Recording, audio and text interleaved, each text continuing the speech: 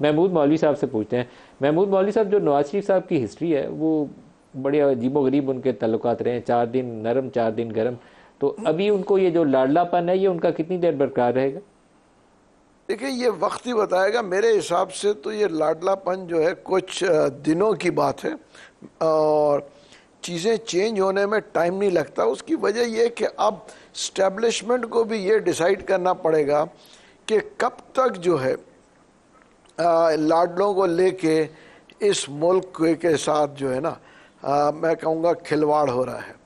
उसकी वजह यह है कि हमें डिसाइड करना है कि मुल्क को हम आगे ले जाना चाह रहे हैं या हम यही खेल खेलते रहेंगे।